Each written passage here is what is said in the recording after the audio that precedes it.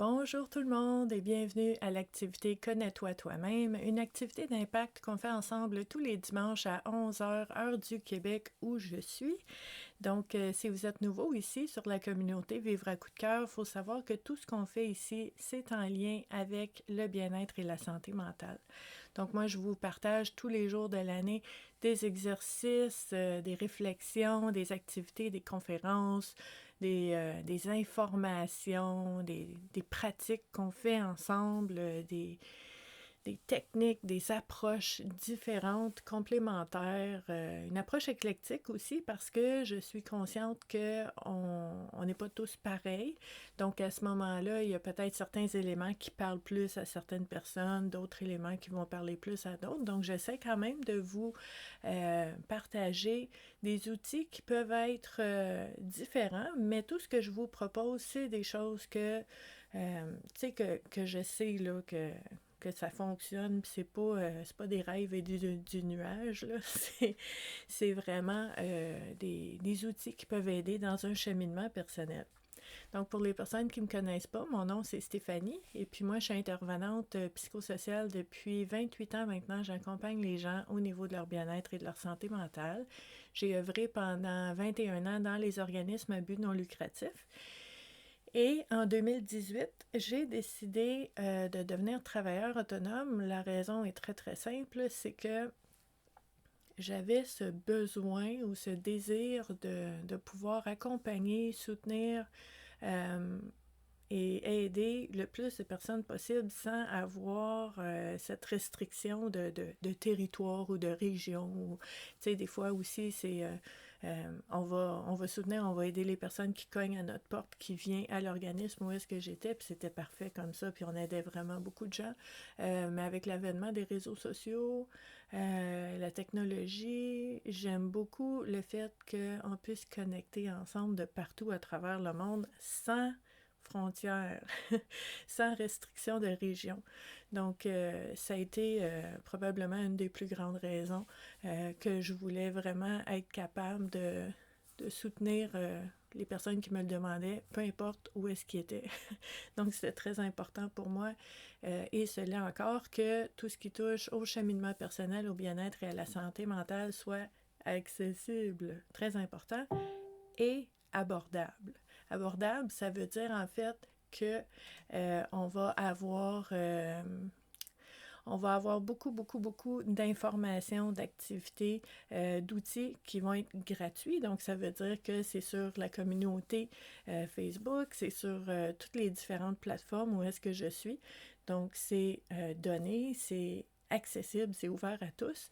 Et pour les personnes qui veulent approfondir certains sujets, ben je peux accompagner de façon individuelle aussi. Donc, c'est la façon d'aller équilibrer tout ça qui fonctionne très, très, très bien depuis au mois d'octobre, ça va faire 7 ans. Donc, ça s'en vient. Et le dimanche, tous les dimanches sans relâche, c'est une activité spéciale. C'est une activité, moi je l'appelle la cerise sur le sundae de la semaine, le dessert qu'on s'accorde, ce moment privilégié qu'on passe ensemble parce que, vous savez, soit dit en passant, je suis dans les commentaires avec vous en temps réel maintenant. Donc ça, c'est vraiment un beau moment qu'on passe ensemble pour échanger sur les différents sujets qui vont ressortir aujourd'hui. Donc aujourd'hui, les dimanches, ce qu'on fait, c'est qu'on va explorer ce qui se passe et ce qu'on porte en soi. Donc on va aller explorer notre inconscient. Puis il y a peut-être des gens qui disent OK, comment qu'on fait pour explorer notre inconscient alors qu'on n'en est pas conscient? Mais ce qu'on va faire, c'est qu'on va déclencher, on va provoquer des prises de conscience en utilisant des outils qui vont nous aider à explorer des sujets auxquels on n'aurait pas nécessairement pensé naturellement aujourd'hui. Parce que notre mental prend beaucoup de place dans notre vie. On analyse les choses, on essaye de trouver des réponses, on ressasse, on retourne de tous les côtés. Et ce qui arrive, c'est que quand on fait ça, notre intellect, notre mental va analyser les données connues. C'est clair. Notre mental ne peut pas analyser les données inconnues qu'on porte en nous, mais dont on n'est pas conscient. Donc, le fait de provoquer ces prises de conscience-là, ça va donner plus d'outils, plus de données, plus de facettes à explorer à notre mental, mais aussi aux autres intelligences qu'on porte en nous. On en parle aussi souvent sur la communauté Vivre à coup de cœur. Il y a l'intelligence, oui, mentale, mais il y a aussi l'intelligence des émotions qui portent des messages, qui ont des indices à nous donner. Il y a l'intelligence de notre corps avec ses réactions et son instinct. Il y a l'intelligence de notre intuition qui existe aussi. Donc, ce qu'on veut faire, c'est aller puiser dans toutes ces intelligences-là pour avoir vraiment tout le soutien dont on a besoin, puis qui est là en nous. C'est juste qu'en tant qu'être humain, on a tendance à mettre beaucoup de focus sur l'intellect, sur le mental. Il ne faut pas oublier le reste. Donc, le dimanche, ce qu'on fait, puis là, je sais qu'on a des gens avec nous qui sont comme « Yes, on recommence, on récidive toutes les semaines ». Je vous présente un jeu de cartes différent, un jeu de cartes oracle qui va nous aider à explorer des différentes thématiques, des sujets vraiment variés là, à chaque semaine parce que chaque jeu va avoir son focus. Donc aujourd'hui, on va utiliser un jeu qui s'appelle Les cartes du bien-être de Cheryl Richardson. Okay? Puis ce jeu-là, je vous dirais, très honnêtement, je suis transparente avec vous. Pour ma part, moi, je viens de passer une nuit très mouvementée, dans le sens que, avant de me coucher, hier soir, j'ai demandé, fait une commande à mon inconscient, de dire, bon, ben, s'il te plaît, dans mes rêves, je veux voir ce que j'ai besoin de savoir quant à telle situation. Puis, en fait, quand on fait ça, puis moi, c'est très fort au niveau des rêves, là, j'aime beaucoup le symbolisme. Donc, tu sais, c'est un outil qui fonctionne très bien pour moi. Puis, écoute, j'ai fait, moi, j'appelle ça des cauchemars, là, un peu, qui est pas... tu sais, c'est inconfortable, c'était terrifiant un bout, là. Je me suis réveillée en tremblant comme une feuille. C'était vraiment puissant. Puis pourquoi je vous dis ça? En fait, je fais un lien avec mon ami Carl Jung qui parle de symbolisme, de synchronicité, qui analysait les rêves et tout ça, que j'apprécie beaucoup puis qui fait partie de mon approche. Mais le plus que le symbole va être puissant dans son... in its delivery, tu sais, dans la façon qu'on va le recevoir quand c'est puissant, ça vient chercher dans les émotions et tout ça, il y a encore plus d'impact. Ce que ça fait, c'est qu'on se souvient au réveil de ces symboles-là, on se souvient du message, on se souvient aussi de l'émotion qui va avec, puis on dit, OK, bon, premièrement, gratitude, merci, reconnaissance, j'ai eu ce que j'ai demandé, thank you very much. C'est ça que j'ai demandé, j'ai eu mes infos, OK? Parce que dans certaines situations, on voit pas tout, il y a des angles, tu sais, moi je vois beaucoup, chaque personne et chaque situation, c'est comme un diamant, là, il y a plein de facettes, puis dépendant où est-ce que tu regardes ton diamant, il y a des facettes différentes. Donc moi j'aime bien voir, dans mes angles morts, essayer de voir qu'est-ce qui se passe que j'ai pas remarqué ou que j'ai pas vu, puis mes rêves vont beaucoup m'aider avec ça. Donc, très heureuse pour ces prises de conscience-là que j'ai faites. Puis, tu sais, heureuse aussi que ça a été assez puissant pour que ça soit bien imprégné, puis que je me souvienne, puis que ça reste. C'est important. Et, ben là, on veut aller dans le bien-être, dans la douceur, on veut aller dans quelque chose qui fait du bien. Puis je vous dis ça, en fait, tu sais, ces cartes-là, il y a plein de thématiques là-dedans, là. C'est pas tout doux, là. Fait que, tu sais, je sais pas ce qui va sortir, on verra. Mais l'intention, c'est d'aller un petit peu vers d'autres choses ou potentiellement, ce qui arrive des fois, puis peut-être que vous l'avez déjà vécu, peut-être que vous faites des prises de conscience d'une façon ou d'une autre, hein? On peut les faire quand on est réveillé aussi, c'est sûr, mais tu sais, vous faites des prises de conscience, puis que là, vous lisez un livre, vous écoutez un épisode de podcast, vous écoutez une activité comme on fait aujourd'hui, puis là, il vient se rajouter des informations, des nuances, des couches qu'on ne veut pas oublier. Fait que ça, toujours intéressant aussi. Donc, je vous ai montré le jeu de cartes. C'est les cartes du bien-être de Cheryl Richardson. Ce jeu-là a des très belles images et en arrière, il y a une proposition de réflexion. OK? Donc, je vous montre quelques-unes des cartes parce qu'on aime ça aussi, regarder les cartes. Ah, celle-là, je l'aime. Il y a peut-être une sieste dans mon avenir aujourd'hui, qui sait? Donc, vous voyez les sujets. C'est super beau, puis en fait, ça nous donne assez de latitude et d'espace, parce qu'il y a juste un thème ici, donc on peut aller chercher ce que ça veut dire pour nous, chacun de ces thèmes-là. Donc, j'aime beaucoup ce fait qu'il n'y a pas de livret. Il n'y a pas de livret dans ce jeu-là. Oui, il y a la petite pensée en arrière, sauf que, tu sais, on peut regarder juste la page, la couverture de la carte et avoir accès quand même à ce que ça veut dire pour nous. Elles sont belles, hein? Donc, très, très, très beau. Puis, il faut que je vous dise, parce qu'il y a des personnes qui pourraient être étonnées des fois, là, ces cartes-là sont super belles, il y a des belles illustrations. Il y en a, puis là, je vais vous montrer, mais il faut que je cache un peu, là, parce que je veux pas me faire barrer par Facebook. Mais il y en a où est-ce qu'on voit un petit peu, tu sais, c'est super beau, là, c'est féminin, c'est la femme qui est libre et tout ça, mais, tu sais, bon, il faut être au courant que certaines cartes ont certaines images qui sont belles. Hein? Moi, j'ai pas de problème avec ça, mais il faut être prudent si on veut pas se faire bloquer nos vidéos. Donc, je tiens à vous le dire quand même, ça fait partie des informations de la transparence de l'exercice aussi. Donc, on va utiliser... On va changer de carte. Ah bon, on va utiliser ces cartes-là aujourd'hui pour voir ce qui sort. Donc, je prends les cartes, je les brasse en ayant l'intention, en fait, que les thématiques qui vont ressortir aujourd'hui soient porteuses de prise de conscience et d'informations qui puissent nous aider, en fait, à être utiles, intéressantes, pertinentes, et que ce soit vraiment fait de façon à ce qu'on puisse aller chercher ce qu'on a besoin pour nous aider à avancer, dans peu importe la situation que chacun de nous en vit. Donc, j'ai une carte ici. On va brasser encore. On en sort 3. Une autre là. Et on brasse encore.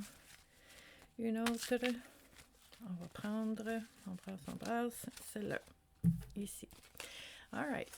Donc, on va voir ce qui est sorti comme thématique aujourd'hui et on va explorer ensemble ce que ça veut dire pour chacun de nous. Donc, moi, je vais vous partager ce qui émerge, les liens que je fais, ce qui pourrait être une signification, une interprétation, mais ce qui est super important dans cette activité-là, c'est que c'est une activité interactive dans les commentaires. Donc, si vous, avec la thématique, vous voyez d'autres choses, un autre lien, ou que vous avez un questionnement, ou que vous dites « Ah oui, ça, moi, je vis ça dans telle circonstance, de telle façon », bien, c'est très important parce que vous ajoutez à l'éventail des possibilités des interprétations possibles pour faire que chaque personne qui va arriver à cette activité-là, que ce soit maintenant ou dans quelques heures, dans quelques semaines, dans quelques mois, puisse avoir accès à différentes façons de voir les choses, pas pour trouver sa réponse dans nos réponses, mais de dire, OK, d'explorer les différentes facettes avec tout le monde dans les commentaires. Ça fait que chacun de nous, on peut trouver nos propres réponses, ce qui fait du sens pour nous. Donc, c'est de là aussi la préciosité de cette activité-là, c'est le côté interactif. Donc, n'hésitez pas, je suis avec vous dans les commentaires en temps réel. On va échanger sur toutes les différentes façons que vous voyez ces cartes-là aussi. Donc, la première carte qui est sortie, ouais, super bien, c'est la carte du choix. Le choix, OK? Puis ça, pour moi, on ne regarde pas en arrière tout de suite ce qui est écrit. Ça, pour moi, ce que ça me dit, la notion de choix, ce qui émerge pour moi, c'est cette liberté de pouvoir choisir, justement. Puis, tu sais, je vous dis pas que les choix sont toujours extraordinaires, hein. Des fois, on va choisir ce qui est le moins pire, on va choisir ce qui est le mieux maintenant, même si c'est pas exactement ce qu'on aurait voulu. On va choisir des fois l'option la moins, euh, la moins négative de conséquences selon ce qu'on connaît, puis selon ce qu'on croit, là. Euh, Puis je pense que ce qui est important avec cette notion de choix-là, c'est que peu importe les options qu'on a devant nous, le fait de faire un choix, ça nous permet de sentir que justement on a encore nos mains sur le volant de notre propre vie, qu'on n'est pas en train de subir puis de voler puis de virevolter ici et là par les bourrasques et les courants de la vie. On peut choisir, même si c'est pas toujours les meilleures options, là. Tu sais, des fois, on va dire, ouais, je suis pas gâtée en option en ce moment, mais qu'est-ce que je peux choisir maintenant? Puis ça me mène au deuxième point, c'est qu'un choix n'est pas, en tout cas, est rarement définitif. OK? Souvent, on va faire un choix, puis là, ça va nous amener à quelque part, puis on va voir les conséquences de ce choix-là, puis là, on va dire, OK, est-ce que je peux ajuster? Est-ce que je peux changer un peu, ajuster le tir? Est-ce que je peux m'adapter, puis faire un autre choix qui va m'amener vers d'autres choses? Puis là, ce que ça fait, c'est qu'il y a toujours un choix derrière un autre choix, puis à ce moment-là, on fait notre chemin. Donc, je pense que, puis tu sais, je vous dirais, pour accompagner des personnes, justement, qui vivent soit un épuisement professionnel ou un deuil, ou des personnes qui vivent de l'anxiété ou la dépression, des fois, le fait de se sentir piégé, de se sentir prisonnier, de sentir que j'ai pas le choix, c'est une des choses qui est le plus lourd à ressentir puis à vivre, là. Cette expérience-là est vraiment pas le fun, là, de sentir qu'on n'a pas le choix. C'est très, très, très énergivore.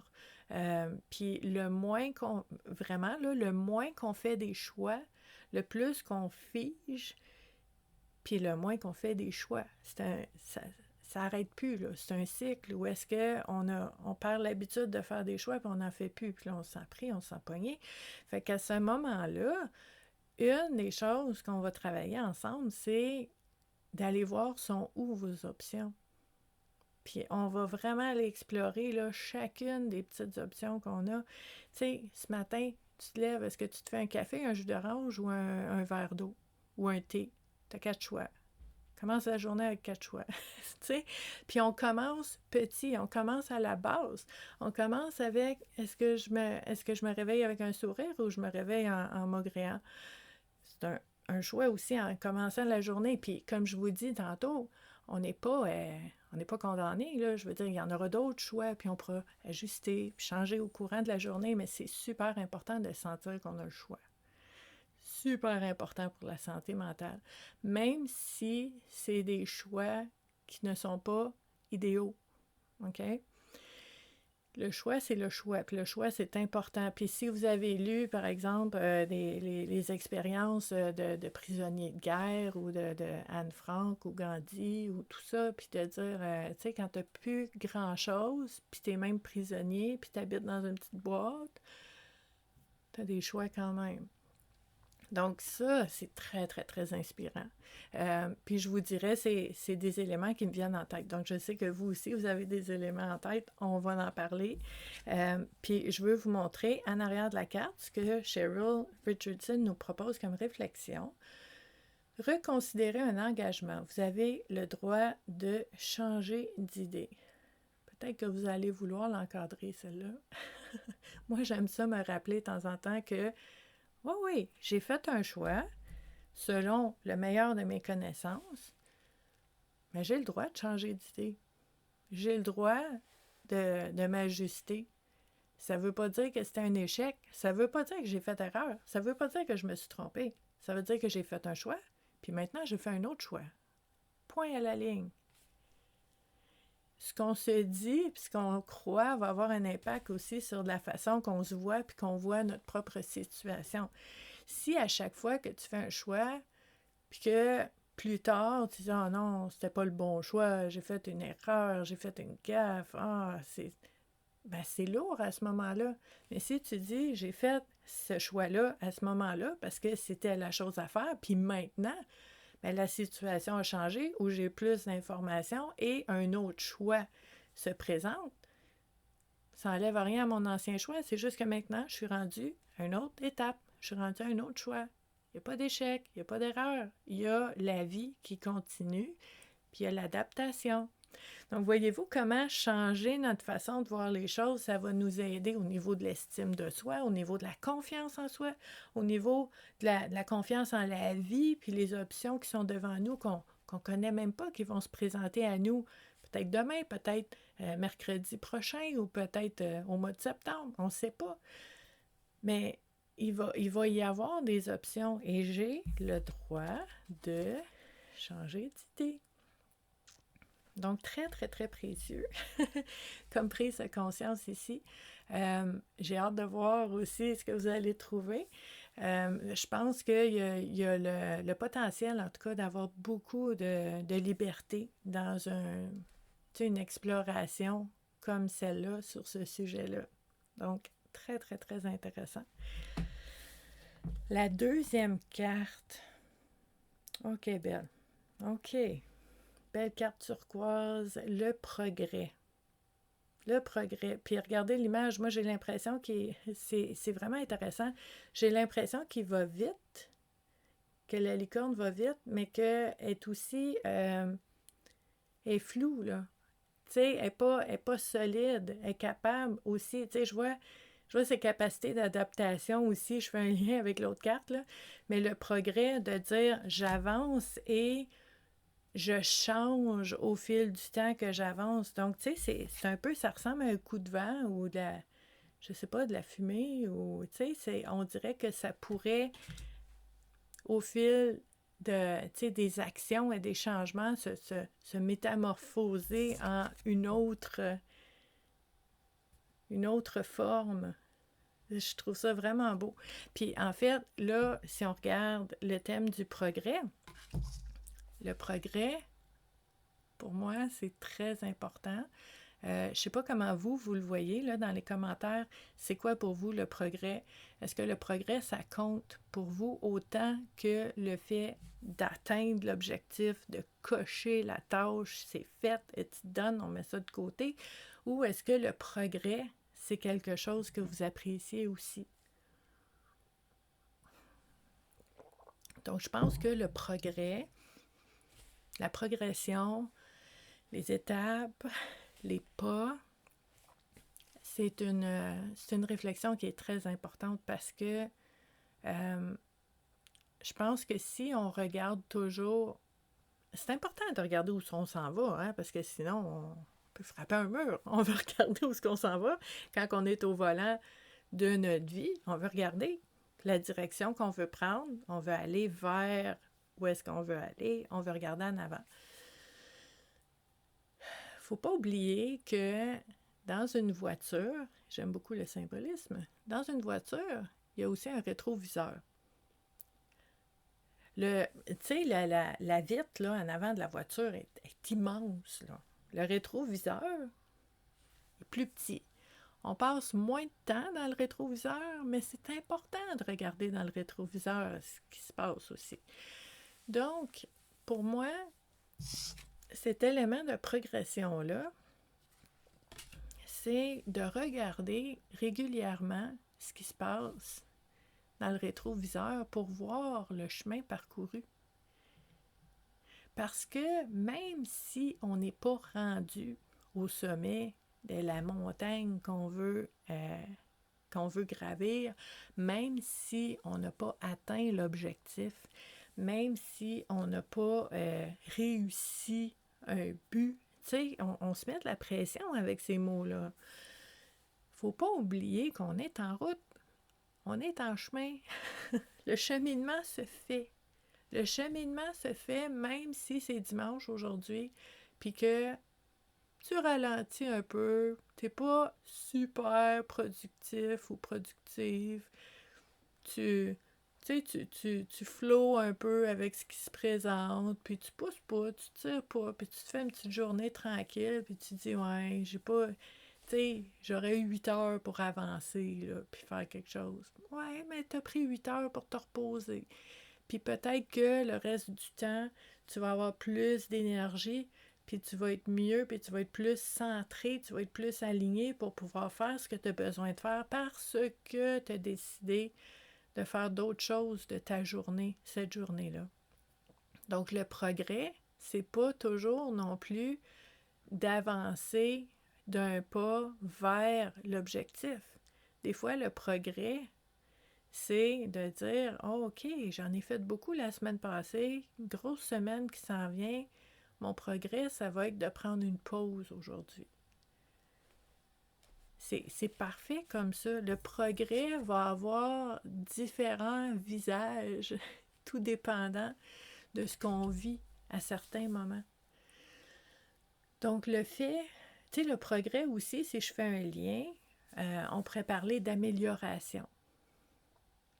Puis j'aime beaucoup la notion d'amélioration, autant que j'aime la notion de progrès. Parce que, puis je vais vous donner un autre exemple, hein, parce que je trouve ça intéressant de pouvoir voir concrètement dans la vraie vie à quoi ça ressemble.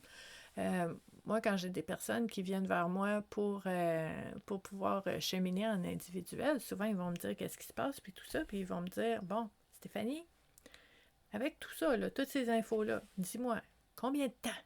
Combien de temps ça va prendre avant que je sois bien? Je veux être bien, je veux, je veux être en paix, je veux pardonner, je veux faire mon deuil, puis, tu sais, tous les objectifs, là, combien de temps ça va prendre pour faire ça? Ben, tu sais, c'est un chemin. Puis, je te dirais, puis comme je dis à ces personnes-là, si ton objectif, c'est d'aller bien maintenant, tu sais, t'es là, puis t'espères d'être là, ben moi, je te dirais, pour te motiver, te stimuler, t'encourager, t'es là, puis vise à aller mieux. Vise à aller mieux. Mieux, mieux, mieux, mieux. Hey, je vais bien maintenant.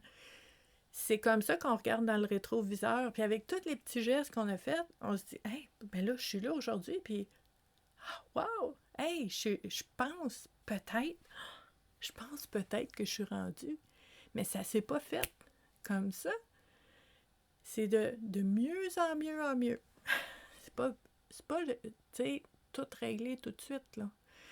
Donc ça, la notion de progression est très, très, très importante pour nous aider à aussi maintenir le cap parce que, vous savez, puis je sais aussi, je veux dire, faire un cheminement personnel, c'est confrontant des fois, ça bouscule, ça déstabilise, ça prend beaucoup, beaucoup d'énergie.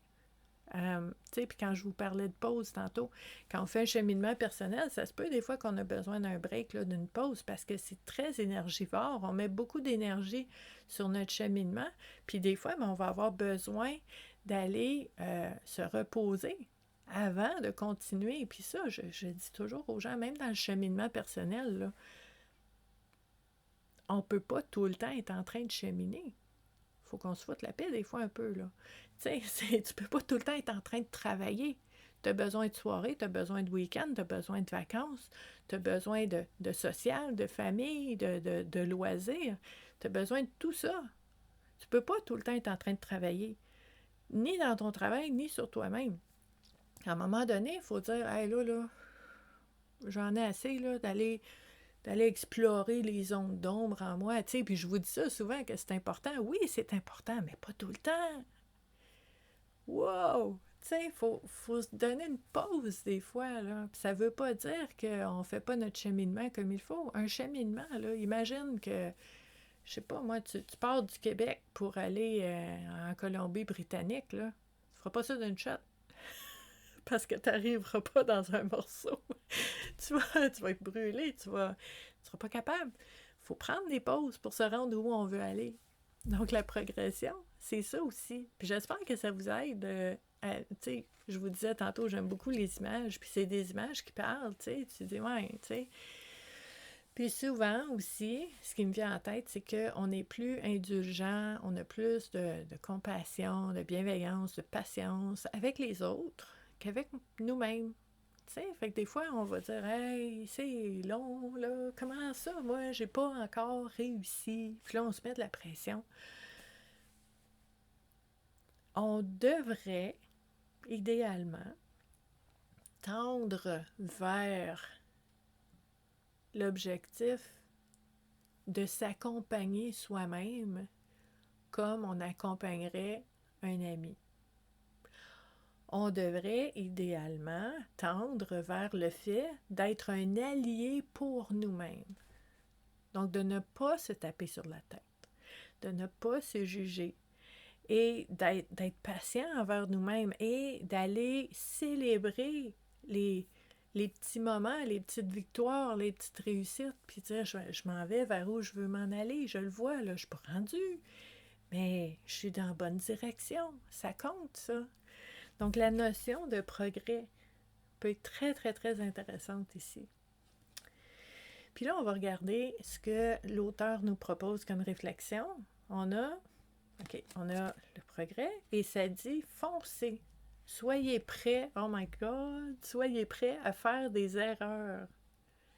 On pourrait l'encadrer, celle-là aussi.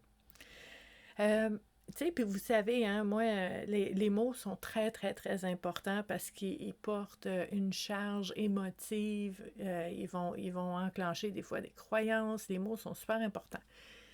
Personnellement, je n'aime pas le mot erreur, mais je comprends quand même ce que l'auteur va dire. Soyez prêts à faire des erreurs. C'est tellement précieux, ça. Moi, je vous dirais,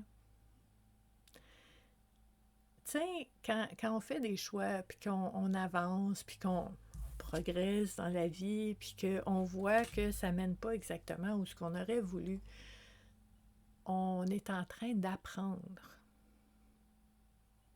Tu sais, vous vous souvenez de l'histoire là, qu'on entend souvent parler là, de l'ampoule électrique, où est-ce qu'il disait, tu sais, t'as jamais réussi, ça a pris tellement de temps avant que tu inventes l'ampoule électrique, puis qu'il a répondu, il a dit, hey, c'était pas un échec, c'était pas une erreur. J'ai appris, là, 1000 façons qui ne fonctionnent pas avant de trouver celle qui fonctionnait. C'est précieux, ça, parce que là, je sais qu'est-ce qu'il faut pas que je fasse. Je l'ai appris, je l'ai compris. Donc, ça fait partie de cette progression-là. Puis, tu sais, soyez prêts à faire des erreurs, là. C'est soyez prêts, avec humilité, à admettre qu'on ne sait pas tout, parce que si on savait, ben on le saurait, puis on ferait autrement. Donc, je ne sais pas. Je fais ce que je pense qui est bien. Ça donne pas ce que je veux. J'ai appris quelque chose. Je vais essayer d'autres choses. Des fois, d'aller dans la simplicité, puis d'aller dans le vrai de vrai, qui n'est pas teinté de jugement, d'évaluation ou de mettre notre identité puis notre valeur en lien avec ce qu'on a fait qui fonctionne ou qui ne fonctionne pas, ça va nous aider à rester dans un état où est-ce qu'on demeure curieux. C'est pas je veux trouver la réponse, c'est j'ai hâte de voir ça va être quoi, qui va faire que, pouf, ça va débloquer quelque chose, puis là, je vais me voir avancer là, dans ce que j'aimerais faire, parce que jusqu'à maintenant, j'ai pas tant trouvé, j'ai l'impression de faire du surplace ou de tourner en rond. J'ai hâte de voir c'est quoi qui va qui va faire un déclic, puis va faire comme, OK, là, je pense que je l'ai. Puis c'est la curiosité, c'est le sentiment d'aventure, c'est le désir d'apprendre, c'est d'être heureux même, d'être un élève de la vie, puis de dire, hey, là, j'apprends plein de choses en ce moment, parce que tout ce que j'essaye, ça marche pas. Mais je sais. Puis je sais pas parce que j'ai une foi inébranlable, là. Je sais parce que j'ai déjà vécu dans mon rétroviseur par le passé. Il y a eu des moments où est-ce que moi et vous et tout le monde, on pensait jamais se sortir de quelque chose. Puis il y a eu un déclic. Il y a eu un moment, il y a eu un choix qui a, pouf, ouvert les portes. C'est arrivé avant. Ça va arriver encore. C'est pas des accroires, là. C'est pas de la positivité Ça me fait rire parce que il y a une licorne sur notre dessin. Mais c'est pas des bisounours et des licornes, là. On sait, ça nous est arrivé. Qu'il y a eu des déclencheurs qui a tout changé pour nous à un certain moment. Ça va arriver encore. OK? Donc, c'est cette notion de progression qui va nous aider à être bien dans le fait d'avancer un pas à la fois dans l'inconnu. On ne sait pas ce que ça va donner. On va savoir quand on va le savoir, puis quand on va le savoir, on va s'ajuster. Un beau lien ici. Et notre troisième carte qui est sortie est super belle. La carte des limites. Regardez ces bras qui font une limite. OK? Puis c'est beau parce que dans le cercle ici autour de sa tête, dans la limite de ses bras, il y a comme l'univers au complet. Mais autour d'elle, en dehors de ces limites-là, c'est beau quand même. C'est pas l'univers, mais c'est doux, c'est beau. Donc, est-ce que je suis capable de mettre mes limites au moment où est-ce que j'en ai besoin? Puis cette image-là, ce qu'elle me dit, c'est que pour moi, là, ça me dit que je ne suis pas obligée d'attendre que ce soit l'enfer, invivable, intolérable, inacceptable avant de mettre des limites. Ça peut être bien beau autour, là. Mais je sens que on s'en va vers quelque chose qui est... Je suis moins à l'aise, je vais mettre une limite. J'attendrai pas. Pourquoi faudrait qu'on attende que ce soit l'enfer avant de mettre une limite? Pourquoi je ne pourrais pas mettre une limite en prévention? Parce que je veux garder mon sentiment de sérénité et de paix. Pourquoi je ne mettrais pas une limite en prévention? Je mets une limite avant même qu'il arrive quelque chose, avant même qu'il y ait l'indice d'un soupçon de quelque chose qui peut-être s'en viendrait. Je mets ma limite claire dès le début. Tu sais, on vient de se rencontrer, mais avec moi, il y a des choses qui passent, il y a des choses qui ne passent pas. Voici. Puis est-ce qu'on se revoit? Est-ce qu'on s'appelle? Est-ce que j'ai mis ma limite là au début? Puis c'est clair, il y a des personnes qui ne seront pas à l'aise avec ça. Ils vont dire ouh, c'est compliqué avec cette personne-là. Une personne qui met ses limites, ça peut être déstabilisant parce que il y a plein de personnes qui ne mettent pas leurs limites. Donc une personne qui le fait, c'est comme oh, qu'est-ce qui se passe là? C'est correct de mettre ses limites. C'est pas parce qu'on n'est pas habitué que c'est pas bon. C'est pas parce qu'il ne s'est pas passé de graves conflits ou de manque de respect foudroyant qu'on n'a pas le droit de mettre des limites. On peut mettre des limites en avance. OK? Quand on est sur la route, là, puis des fois, vous voyez, tu sais, moi, j'habite au Québec, hein, fait que le cône orange, là, la construction, on s'y connaît. Puis des fois, là, t'es sur la route, puis là, ils ont barré une voie, des cônes oranges partout. Il n'y a personne, il se passe rien. Puis là, tu dis, pourquoi c'est barré? En prévention, on se prépare à faire quelque chose. Donc, on met nos limites d'avance. Je comprends ça, même si des fois, ça me dérange. Donc, vous voyez, c'est pas parce que ça peut bousculer ou déranger des gens que c'est pas une bonne chose à faire. On prend de l'avance, on prépare le terrain, on essaie de prévenir, on essaie de s'assurer que les choses se passent bien parce qu'on dit dès le début ce qu'on a besoin, ce qu'on aime, ce qu'on n'aime pas. On met nos limites avant même qu'il se passe quelque chose. Puis là, je sais, pour certains d'entre vous, vous êtes comme « Oh my God, je saurais même pas quand commencer, je saurais même pas où mettre une limite parce que j'ai cette... tu sais, il y a certaines personnes qui ont ce défi-là de mettre des limites, que c'est difficile, là, même quand c'est... Tu sais, c'est grave, là, puis c'est du gros manque de respect, puis c'est des fois de la manipulation, puis déjà, quand il arrive quelque chose, on a de la misère à mettre nos limites, puis là, je vous dis de le faire d'avance. Un instant, on réfléchit, on n'est pas obligé de rien faire maintenant. On fait une gymnastique mentale pour essayer d'explorer, est-ce que ça pourrait être possible pour moi un jour de faire ça?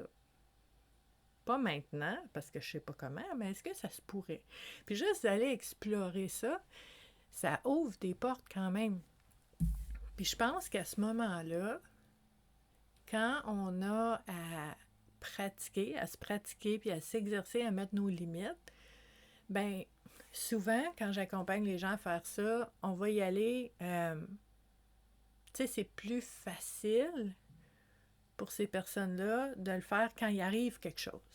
Tu sais, la personne, elle va dire, là, au travail, par exemple, il est arrivé telle chose, puis il y a une personne qui m'a parlé sur tel ton, puis j'ai pas aimé ça, qu'est-ce que je pourrais faire la prochaine fois? Puis là, ben, on prépare comme ça, mais sur une situation réelle. Puis ce que ça fait, c'est que quand il arrive quelque chose, puis là, ton corps te parle, ton instinct, t'es pas bien, t'as l'émotion qui monte, puis la croyance qui sort, puis la pensée, puis l'analyse, l'interprétation de la situation. Puis là, en résumé, t'es pas bien, pour plein de raisons. Puis là, tu dis, OK, là, ici, là, je le vois, là, je le sens là, dans mes tripes, là, il faudrait que je mette une limite. Ben, c'est là qu'on va se pratiquer. Mais un jour, parce que je vous jure qu'un jour, on devient à l'aise. On ne devient pas des pros nécessairement, mais on devient plus à l'aise. Puis je vous dirais, on n'aime jamais ça. Moi, j'aime pas ça, mettre des limites. J'aimerais bien mieux ne pas en mettre. Des fois, je me dis, pourquoi? Pourquoi tu agis comme ça? Pourquoi tu fais ça? Là, tu vois, là, je suis obligée de mettre une limite. Puis ça me tente pas. J'aimerais mieux pas. J'aimerais mieux que toutes mes relations soient fluides et réciproques et bienveillantes. Là. J'aimerais donc ça. Ça serait bien mieux. Je serais pas obligée. OK? Mais même si on n'aimerait mieux pas, il vient un jour où est-ce que on devient plus à l'aise, puis on dit, bon, ben, écoute, faut que je mette une limite. Puis éventuellement, quand vous devenez comme ça, vous allez pouvoir mettre des limites d'avance, en amont, avant même qu'il arrive quelque chose. Donc, vous allez prévenir. Puis ça se peut, ça existe. Donc, au niveau des limites, vous pourriez vous poser la question dans un cheminement personnel, est-ce qu'il y a une situation, une relation, un moment où est-ce que je gagnerais à mettre des limites en ce moment? Comment je pourrais faire? Comment je serais à l'aise? Donc ça fait partie des réflexions qu'on pourrait avoir pour voir où est-ce qu'on gagnerait à mettre des limites. Puis si on regarde en arrière de la carte, on a fixé vos limites, prenez soin de vos précieux temps et énergie. Donc, votre temps, votre énergie, tout ce qui est de bon et de beau en vous, c'est fait pour être donné. Tu sais, si vous avez des qualités, des forces, puis qu'on ne fait rien avec ça, bien, ça va pourrir en dedans, là. Je veux dire, il ne se passera rien, ça va moisir, puis ça va rester là, puis ça va être gaspillé. Donc, tout ce qui est bon et beau, et des forces, des talents, des compétences, votre temps, votre énergie, c'est fait pour être donné, c'est fait pour circuler, en fait. Mais on veut choisir avec qui? On veut choisir dans quelles circonstances, à quel moment. Ce n'est pas tout le temps. Parce que si vous n'avez pas de limite avec votre temps et votre énergie, vous êtes quoi? Vous êtes un sauveur. Puis ça, c'est épuisant. Épuisant, épuisant. Donc, si vous êtes sauveur, levez la main. Et on va apprendre comment ne pas être sauveur. On peut aider, on peut accompagner, on peut soutenir sans sauver personne. C'est possible. Mais pour ça, il faut qu'une des priorités qu'on ait, c'est d'être gardien puis d'être un bon un élément qui protège notre propre bien-être pour avoir quelque chose à donner aux autres après. Okay? Très important. Donc ça, c'est une discussion qu'on a souvent sur le groupe Self-Care, prendre soin de soi. Mais on en parle ici aussi parce que, tu sais, quand on parle de sauveur, ben c'est ça. Il faut avoir une façon, un rythme, une stratégie, peut-être même, pour se ménager là-dedans. pour faire attention à nous, pour prendre soin de nous pendant qu'on chemine avec les autres. Très, très, très important. Puis même avec les intervenants comme moi, les psychologues, les thérapeutes, tout le monde là, qui sont là pour aider les autres à cheminer. Très important de prendre soin de nous pour être capable de continuer à aider les autres. C'est pas égoïste, c'est nécessaire, là. Si t'es brûlé, t'aides plus personne. Donc, c'est bon pour tout le monde, pour l'être humain, là, au complet, là. Donc ça, cette réflexion-là va être très intéressante si vous vous posez la question, à quel moment il faut que je pose des limites? Y a-t-il des situations ou des relations ou des moments où est-ce que j'ai toujours été là, au doigt et à l'œil, aussitôt qu'une personne me demande, puis que là, je commence à sentir une fatigue. Puis là, je vous dis pas de mettre la limite, je vous dis juste d'observer c'est où qu'il y aurait potentiellement besoin de mettre une limite éventuellement. On se met pas de pression, là. On veut juste être conscient. C'est déjà beaucoup, beaucoup, beaucoup. Donc, j'ai hâte de voir tout ce qu'on va aller remuer ensemble pour aller explorer ces 3 thématiques-là. Donc, on avait le choix, on avait le progrès et les limites. Donc, très, très, très heureuse d'avoir été avec vous aujourd'hui. J'ai hâte de voir ce qu'on va sortir ici. Si vous êtes en rediffusion à regarder l'activité plus tard, il n'est jamais trop tard, remontez les commentaires, puis on va vraiment reprendre la discussion parce que c'est important dans notre cheminement. Je vous remercie beaucoup d'avoir été là. On va se revoir dimanche prochain pour une autre activité Connais-toi toi-même. Et je vous dis à la prochaine. Bye!